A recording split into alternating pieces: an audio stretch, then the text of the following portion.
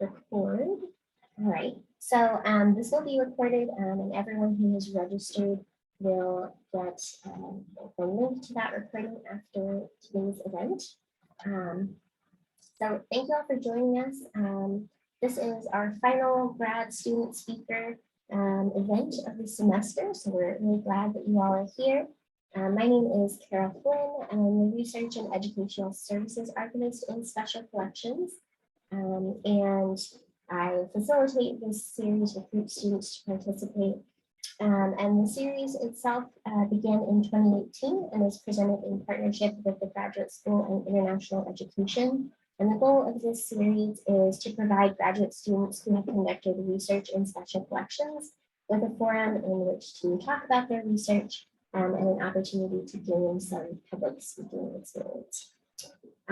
Before we get going, I'd like to thank Kelsey, the library's PR director, and Laura Moy, director of graduate student support, for helping us to promote the series. And today we will be hearing from Liz Alspach, an artist, designer, and writer, and a recent graduate of the MFA program at the University of Arkansas. Liz used artist books from special collections to inform the creation of her own artist book, 2 + 2 = Cake, which she has since donated to special collections. So her work kind of represents the full circle from researching in special collections to creating something that then gets donated to special collections. So a couple of logistical things in terms of how we'll be using Zoom today. I do ask that attendees keep their mics muted. And once the presentation starts, if you would turn off your cameras, just so that there's no sort of distractions and weird boxes on the recording. You can turn the cameras back on for the Q&A if you would like to. And I will be moderating a Q&A at the end of the session or presentation. So if you have a question that you would like to ask Liz, feel free to put it in the chat at any time during the presentation. If we don't get to it during the presentation, we will cover it in the Q&A portion. So we would love to have you ask questions. I think sometimes the discussion is some of the most interesting parts of presentations like this. So I would encourage questions if you have any. And with that, I'm going to turn it over to Liz.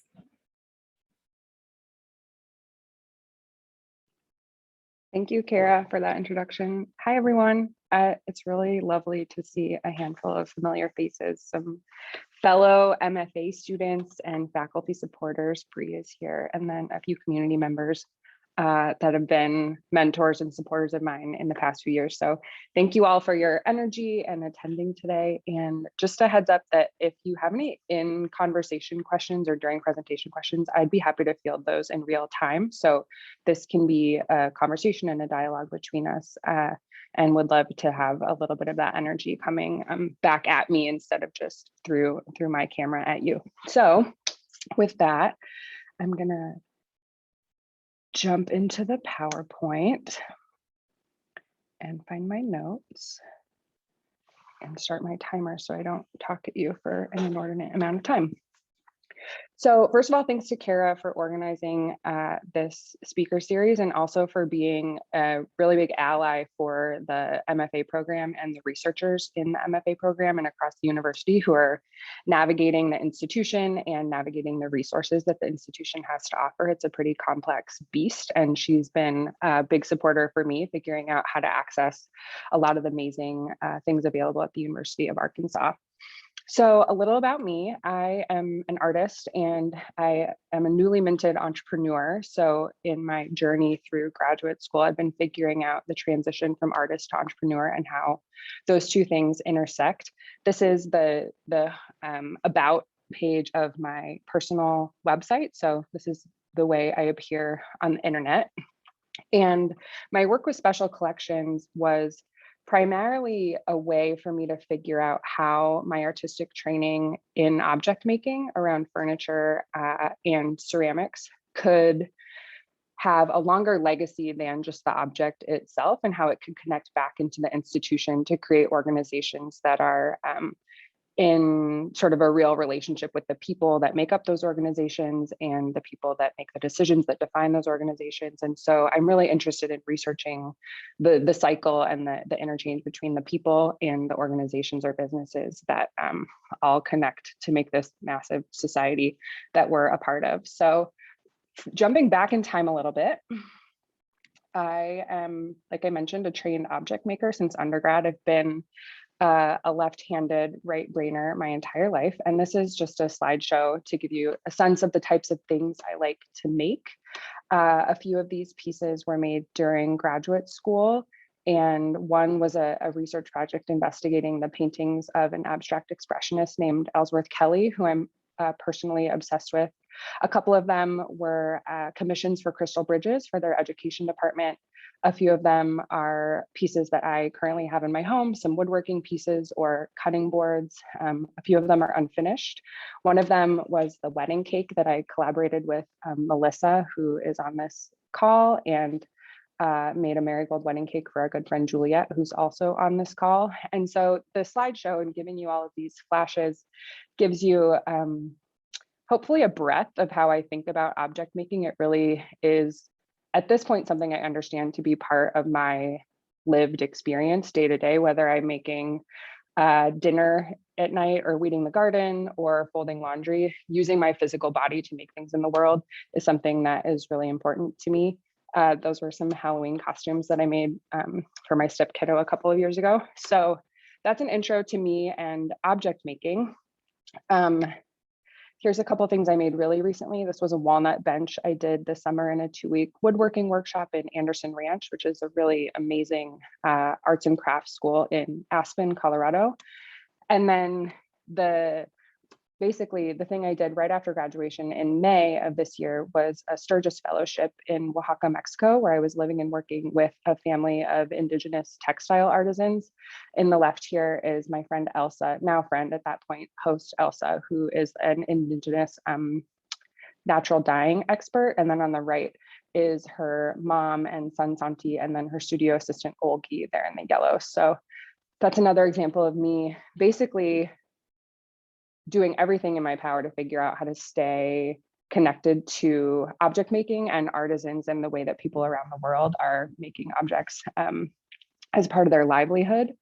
And just a shout out to the Sturgis Fellowship for the students that are on the call and any faculty that might be able to support students. It was an incredible experience for me, and I would highly recommend that you look into it. It's a university fellowship for a semester abroad doing research. So cannot advocate for that enough. This is the object that I'm here to talk to you guys most about, which is the book I published in the course of my thesis project at the University of Arkansas. It's called 2 + 2 = Cake. And the bulk of it is that pink book in the center, which is a compilation of interviews with artists who run businesses or organizations as their creative practices. So instead of, as I was trained and had been thinking about my artist practice throughout graduate school, making objects, these people really put their creative energy into organizations that often make objects or have object related events or programs, but by and large, the bulk of their creative energy is into collective organizing and administration and organizing around what their business or their nonprofit could be. So a few local people were interviewed for this book. For those of you that are in the Fayetteville area, I interviewed Brandon Rostick and Elliot Hunt, both of Atlas, the restaurant. And then who else is the local person? I guess those are the only two from the region. Otherwise, it's a lot of artists from across the country that I was introduced to through my graduate work. So we're going to do kind of a long detour back to this book through some other organizations that I've been a part of and founded, and how I understand the relationship between them. So when I came back to graduate school, I had about a 10-year career in higher education and nonprofit management, and had really lost making and lost my creative practice in sort of the professionalism and the administrative chaos of what it is to be a professional. And I was really tired of all the computer time, and I was trying really hard to figure out where in the professional world there were organizations that also cared about objects the way that I did. So I made this move to come back to graduate school. And the first thing that I did when I got here was I found the organization that uses objects, which is the University of Arkansas Museum. So this is a sort of crappy slideshow of some snapshots that I had taken in my visits to the museum. They have, for those of you who don't know, this just absolutely incredible collection just north of Garland near the university farm. And it's like this historic ornithology collection of some of the zoology faculty on campus. You can see all of these birds. There's a bunch of historic textiles, some indigenous pottery that the museum is in conversation with the local indigenous populations to figure out the proper legacy and care and potential return of those objects, rocks, minerals native to the Ozarks. So for me, this was just like a treasure trove of interesting things to learn about. And so my first attempt at kind of combining my understanding of how to navigate organizations and how to work within them and my commitment to physical objects was a collaboration with the University of Arkansas Museum curator, Laurel Lamb. Shout out to Laurel if she's here. We installed a piece at the inn at Carnell Hall, which is the on-campus hotel in the northeast corner of campus called Tonic. And for this piece, we curated a whole slew of objects from the University of Arkansas collection and wrote a fictional story about a student who would have had these objects in her dorm room in the early 20th century and what her life would have been like. So it was a way for me to get to use the collection, and I think a way for Laurel to figure out other strategies that the museum collection might be activated or brought into the world. So we had a really good time working on this. Critically in the MFA program, it was an interesting critique process. A lot of my faculty were not, what's the right word? We took a lot of liberties, I think, with the history of the way that we use these objects, particularly around the fictional story of the character that we created. And there was some ambiguity about what was fact and what was fiction. And it was a challenge and illuminating process for me to be able to navigate sort of where I had taken my artistic liberties with this curation and this installation piece, and where that intersected the obligation to history and the museum itself. So that was a awakening experience for me as an artist to sort of navigate within the confines and within the restrictions of a massive institution that has obligations and responsibilities both to the legacy, the provenance of certain objects, and also the community that uses those objects. So here's a couple more installation shots of that piece.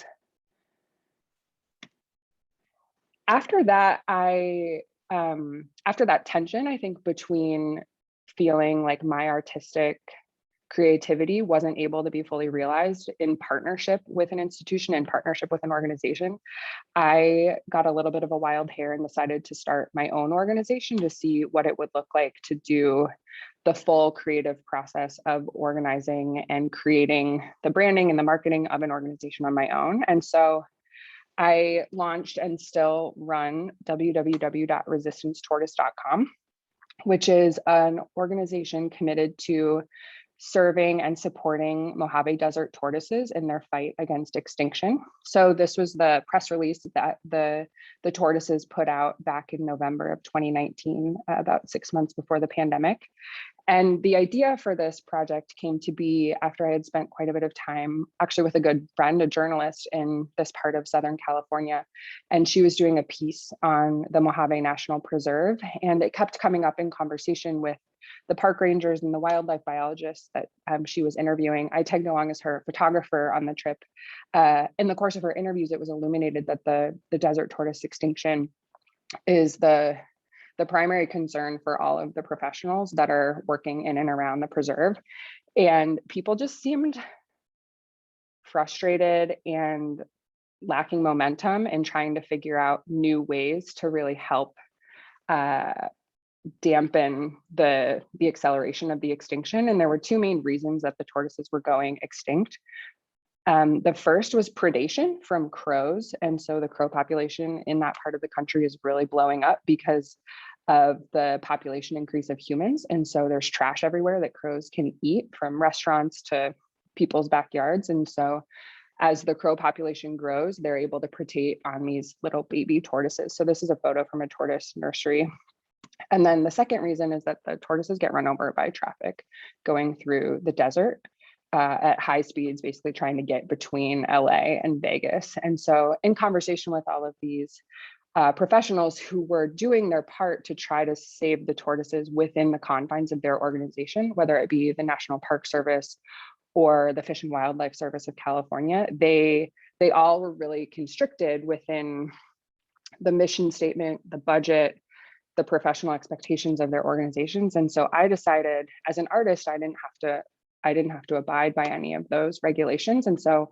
what would happen if I started an organization that was really just focused on what the tortoises need? And it became comedic in a way that I found very fun, but also I think was really inspiring and helpful to the people that were doing this work. So the main point of the organization was to help these tortoises, fictionally help these tortoises prototype and build strategies to combat these two main extinction issues that they were facing, getting run over by cars and getting predated by crows. So we prototyped, made all these objects basically in an attempt to figure out which of these would be the most helpful for the tortoises getting across the road and avoiding crows. So we prototyped a sky tram, a hot air balloon with a ramp, walkie-talkies. We didn't actually paint tortoises safety orange, but as you can see, the list goes on and on and on of ways that the tortoises might be working on their own outside of the human understanding of saving them to save themselves from extinction. So this project was activated in late February of 2020 in the desert. I went and lived and worked in an abandoned miner's cabin where the tortoise project was headquartered. And these are some photos from that activation. This is the branding of the project. There are some safety vests for the tortoises on the right. There was a resistance flag that was mounted on site.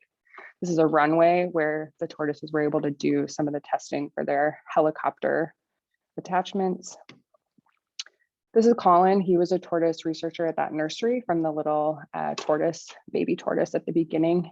In this photo, he and I were radio tracking a mama tortoise who had burrowed in the desert, and we were gonna just check on her and make sure she was okay.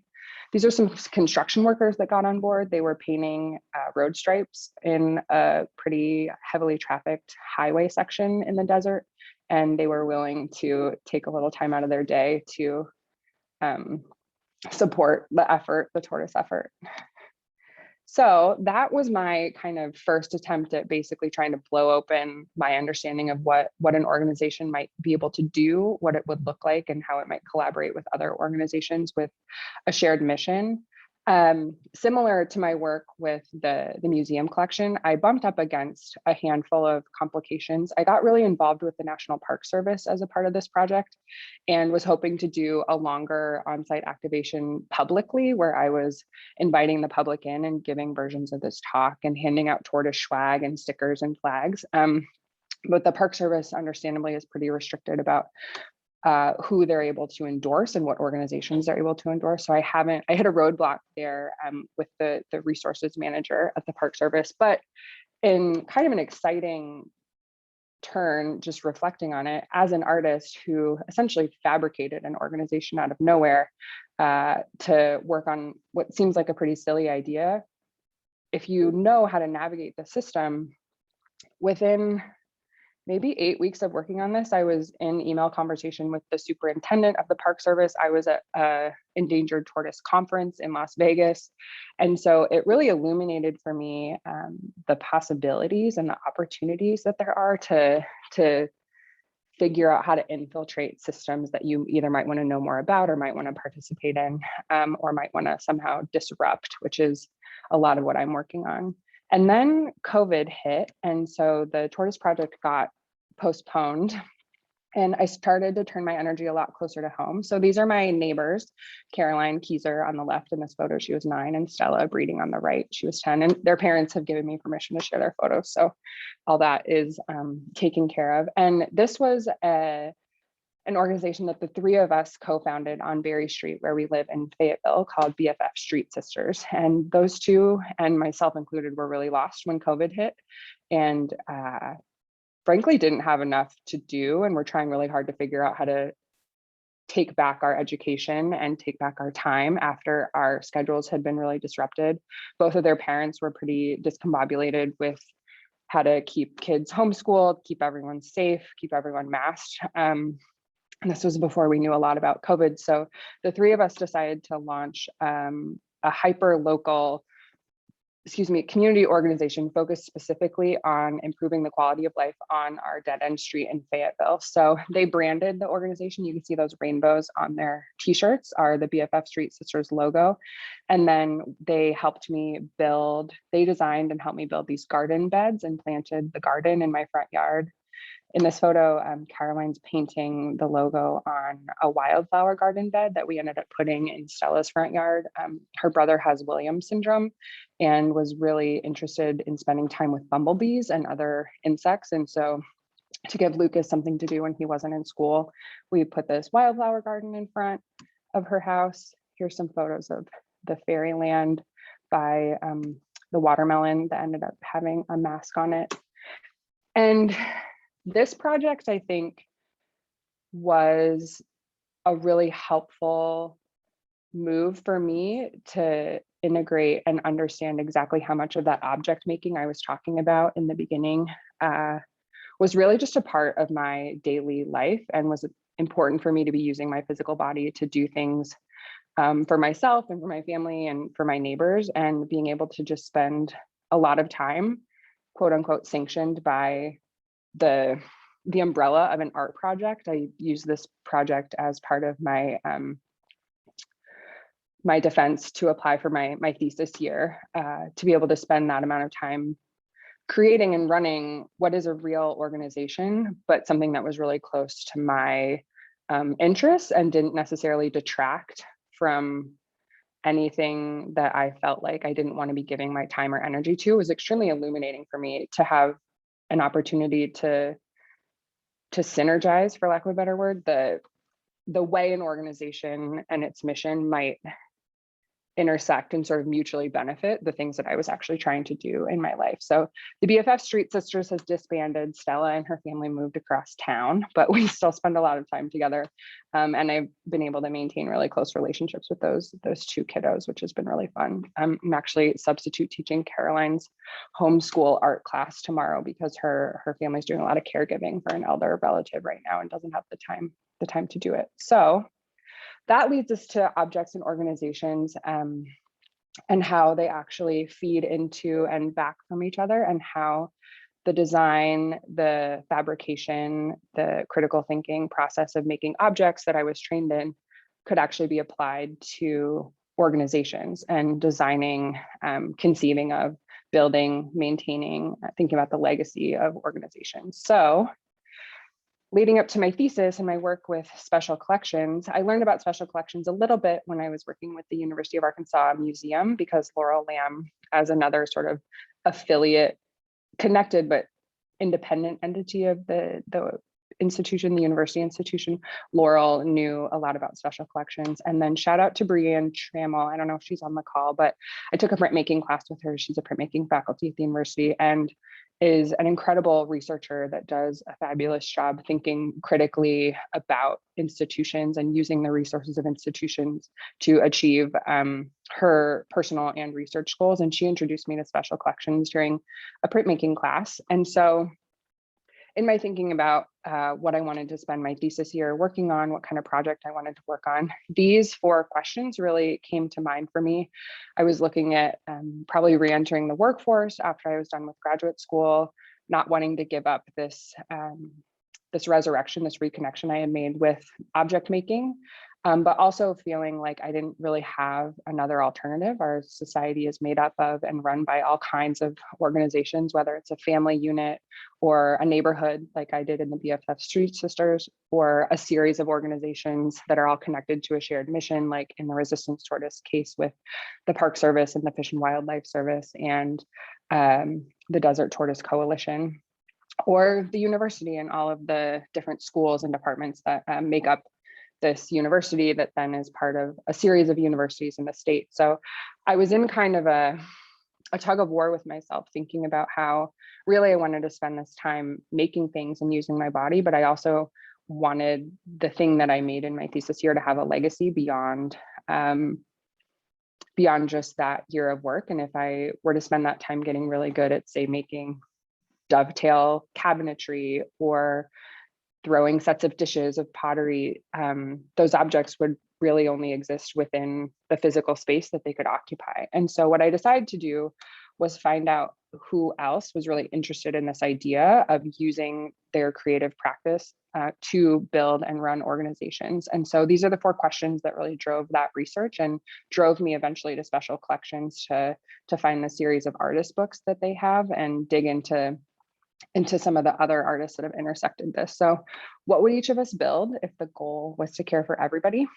What else can a business be? What else can a business do? And finally, what are the limits of what a business can be? So this is the homepage of the Special Collections search. And thanks to Brianne and Kara, I knew I wanted to look at all of the artist books, and they knew a lot of the amazing pieces that were already in the collection. And this is essentially what I did over the series of several research visits to the collection. I have massive Google photo albums on my phone at this point of a lot of the artist books that are in the collection. The one that pops up periodically that's pink is called Calling All Denizens. And that's the one that I primarily modeled my thesis after, 2 + 2 = cake. And there's a couple other really interesting ones in there. Lake Cloud is a book about the water cycle, and it features 2 full-size parachutes, one blue for the lake and one white for the cloud. There's an at-home euthanasia kit, which is a pretty fascinating piece. And then there's also the black one is I'm forgetting the actual name of the book, but it's a body bag, and it's a take-home DIY body bag. So essentially that somewhat dark, but also really broad set of pieces is a pretty good summary of the kinds of objects and the kinds of things that are in the special collection. It really is a place for the information of a library to exist, but within unique objects. So the objects themselves are really important to preserve. And Kara was explaining to me before we hopped on the call that special collections are also often regional. And so in the case of our special collections, there's a lot of the founding letters of the university institution, a lot of the board minutes from the initial council of the university. There's the full series of the Black student newspaper that was published consistently in the 70s. So it's a really amazing treasure trove of Arkansas specific and also Northwest Arkansas information, as well as this incredible artist book collection. So with that, I took those 4 questions and I reached out to probably 20 artists that I had been introduced to, hoping to find about half of them that would be willing to do interviews with me about how their art practice has manifested in organizations. And it turned into this full-fledged toolkit for artists, entrepreneurs, creative people who are interested in building the organization that they will use to navigate their own economic relationship with their life and with the world. So 2 + 2 = cake is from an interview that a poet, a Texas poet and professor did with, I'm forgetting the name of the magazine, with a magazine in the early 2000s. And he was describing his understanding of poetry. And essentially he said, 2 + 2 doesn't have to equal 4, 2 + 2 could equal a poem, 2 + 2 could equal cake. And that phrase really summarized for me the way I was thinking about organizations and the way I was thinking about my relationship to organizations and how I wanted to re-understand the role that I could play in building and shaping an organization or a business, and that it could play in shaping me. And so in this photo here, you'll see the yellow part in the back is a series of 5 broadsides, which is basically printmaking speak for posters. And those are all quotes that the different artists said during the interviews. The purple is actually a workbook. And so it's a step-by-step guide for activating the tools and resources that the artists described during these interviews to build your own creative organizational practice. And then the book itself, there's a couple pencils, some paper clips, and then a notepad too. And all of this, aside from the pink book, was printed at the university. There's really amazing resources for printing professional quality work. The pink book was printed in town, but I did, with the help of my thesis advisor, Marty Maxwell Lane, all of the design and layout on my own. So that was also exciting. Here's a close-up of the workbook and the pencils.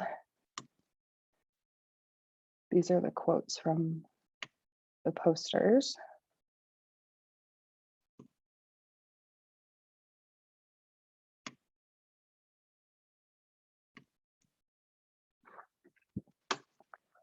And so this is some more snapshots from as the project developed. And I ended up doing a book launch. As part of the MFA program. You're required to have a public show of some kind. And so I did a book launch at Atlas, the restaurant, with Elliot and Brandon. And a bunch of my neighbors came from BFF Street Sisters, and then a lot of the supporters sort of in the larger Fayetteville community. And it really felt full circle to me to have written and researched and published a real object, a thing that I had to build and think about and design, but also something that was full of information that frankly felt like a training course for me to continue working towards the entrepreneurship life that I'm interested in leading, and also supporting a bunch of other creative people who are hopefully looking for resources along this line. And then, as Kara mentioned, full circle in kind of what felt like a Hail Mary. I reached out to Kara and then her colleague Joshua Youngblood, who is I think the collections manager for this part of the library, and just asked if they would be willing to accession this book as an artist book in special collections. And they were super supportive of that being a part of my research, to figure out how I, as an artist and as a researcher, could contribute back to the institution and share what I had learned. So that was a really, I don't know, is a very prideful moment for me in thinking about this. So if you search me as an author in the University of Arkansas Special Collections, you'll find this entry, and there is a packet down there in the climate controlled basement, where hopefully my piece will get to live in perpetuity with a lot of the other amazing resources that we have. So that's kind of a summary of what I did with my thesis and how I worked with special collections. One little side note that I wanted to make sure I mentioned is a project that a handful of my colleagues in the cohort and I did basically the fall after the murder of George Floyd, and we called it Burn It Down. And a lot of us banded together to try to figure out how we could collectively demand action from the university in response to the murder of George Floyd and the summer of unrest for racial justice in this country. And we decided to call this organization Burn It Down, and we all researched and wrote letters supporting the Black Student Caucus.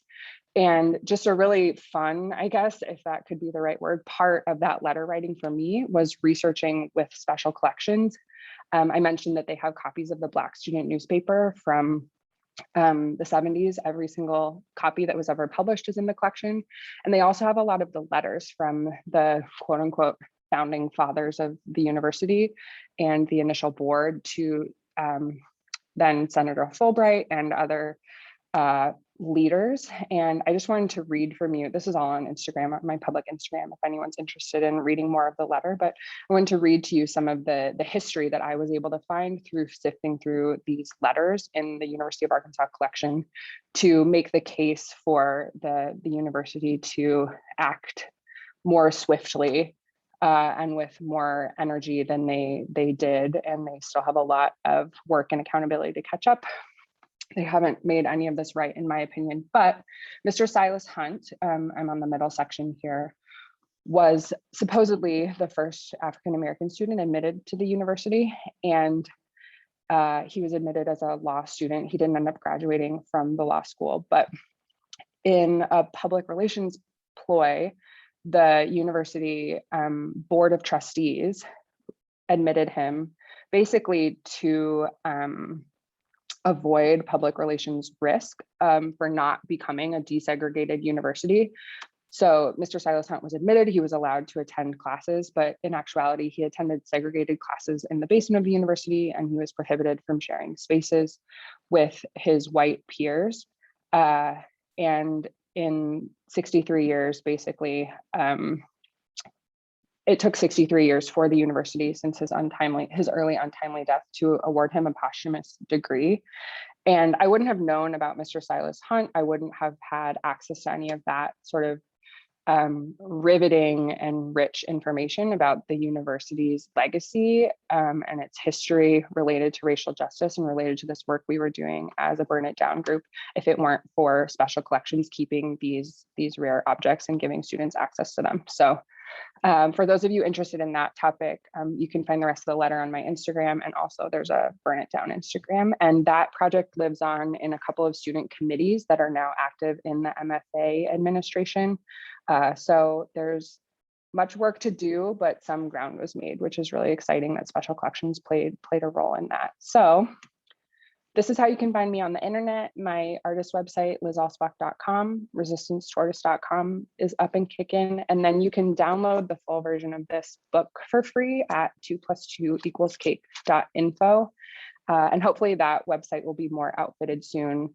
There's some physical copies left for purchase, and the donations at the time of my thesis launch, the donation was $1,900 to a trans rights organization based out of Little Rock. So feel free to find me on the internet there, and then I'd love to take any questions that you guys have.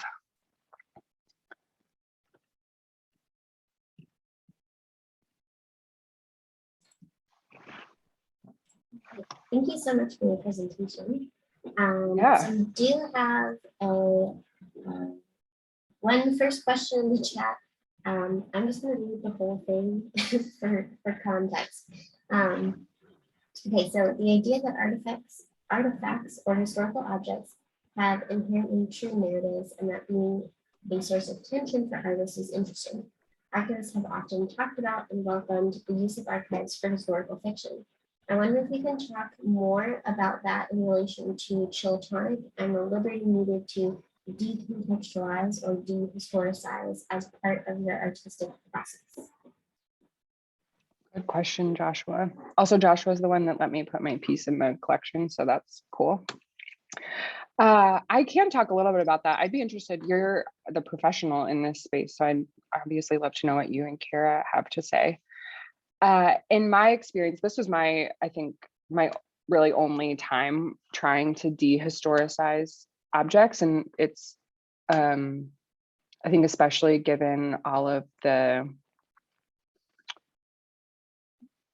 political what's the right word, polarization around critical race theory, the idea of dehistoricizing things and retelling histories is very pertinent right now. And in the feedback I got most in those critiques essentially was that we just weren't honest with viewers about whether or not those things were true. And we took liberties about rehistoricizing things, but not necessarily claiming that they were rehistoricized. And Laurel, I think as a curator, rightfully so, felt a responsibility to the histories that her work in the institution had a predetermined responsibility to share and uphold. And not that she personally supported or didn't support any of those, I think just institutionally, it felt like that is where her responsibility was. And I think for me, I would have gone even more, I probably would have been more reckless or more radical and really said a lot of very untrue things. And I think we ended up in this sort of strange collaborative middle ground where things still seemed like they could be pretty true, but weren't necessarily true. And that was just confusing to viewers. And I loved the confusion. I often would like post up at the bar at Carnal Hall and like have a drink and just watch people, kind of these, you know, Southern parents visiting their sorority students. And they were all just really puzzled, interested, but puzzled. And so I think in my mind, like, more of that. It was really fun to write those histories for ourselves. And I mean, we had things in there that didn't really shouldn't have had complicated histories necessarily. Like the idea was that she was an underground medical student, and women were just beginning to be allowed into medical school here, and that she was basically running a women's clinic out of her dorm room. And so we had like birthing forceps and a bunch of medicines, and she had some trinkets from her parents were missionaries and had traveled the world. But we basically wrote this giant story about her life that was completely untrue. But at the same time, like birthing forceps aren't necessarily like a complicated object. And so I think I felt like we should have had all the liberty in the world in a lot of cases. It's not like we were rehistoricizing, I don't know, human remains or something like that in my mind would be very clearly inappropriate, but I don't know. I'd love to hear what you have to say. That's just some rambling about the issue.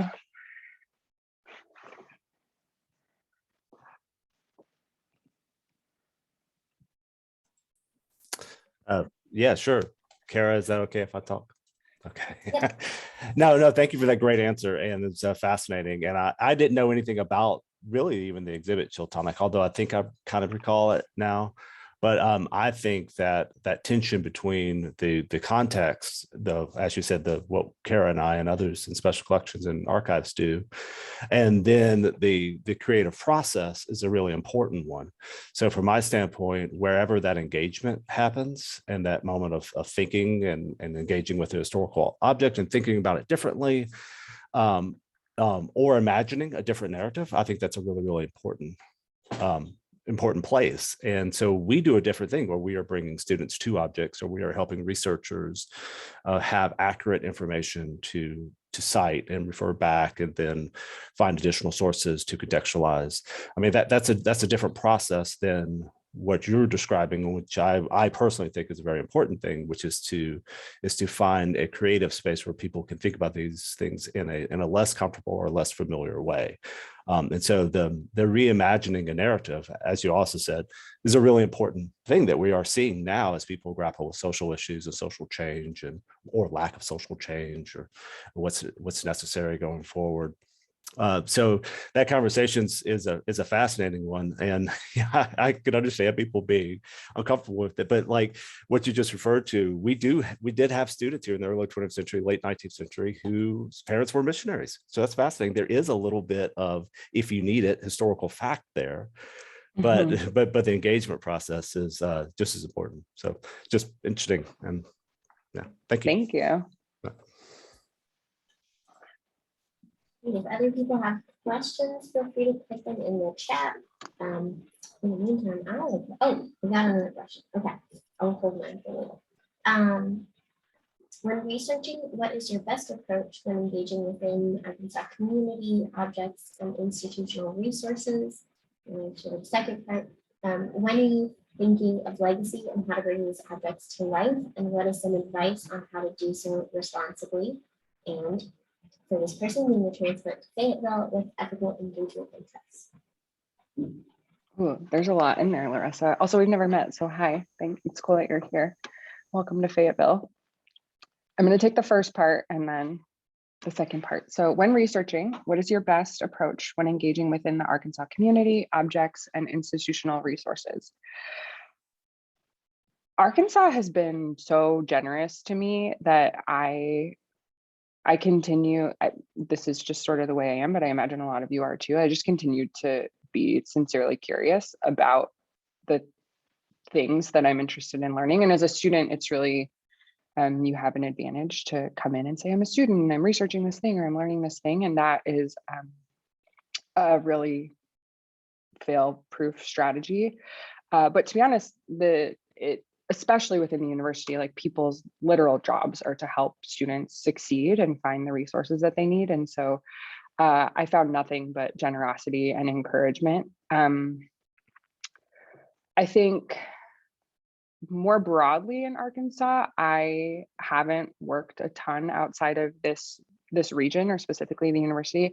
I did a site visit yesterday to the historic Cane Hill property. I don't know if any of you are familiar with that, but just south of basically west and south of Prairie Grove, is a historic town that is in the process of being sort of I don't know what the right word would be, like re-engaged for the public and preserved. It's full of a bunch of historic properties that are on the National Register, and they have an executive director responsible for programming and bringing energy and visitors to that site. But I use the exact same strategy there. And at this point, after graduation, I'm looking for kind of what's next for me and the way that this arts entrepreneurship nest might evolve. And it was really fun to be able to meet with an executive director of an organization and just be able to say, I'm an open book. These are the things I'm interested in, and I'm super willing just to hear what you have to say, and I'm curious. And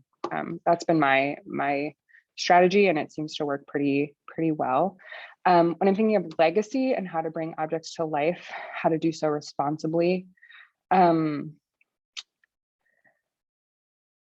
I think in my case, I don't know that I've solved that, which is why I have a reluctance to sell things. I am a trained fine furniture maker at this point. My house is full of tables and beds and tables and cutting boards that I've made, but I don't know. I've never felt really comfortable doing the math on how much time it takes me to make something and how much emotional labor it goes into the making and the learning process. And so I think for me, I have relied a lot on the gift economy or the barter economy, and just don't really sell things, which isn't to say I never will or don't have any interest in it, but I think I haven't ever found myself feeling like really confident in the process, particularly for artists. There's a lot of issues with things being resold and going up in value. And artists really only ever paid once for their work. And so for me, it's just worked a lot better, maybe to the point of having like too much of an emotional attachment to these objects, but to just not really engage with like the lives of them beyond my immediate community. But I think the artists that I do know that do that work well are really transparent, and that transparent mostly about their needs and their expectations, and that seems to work really well for them. But I don't know. Yeah, I guess I haven't solved that one.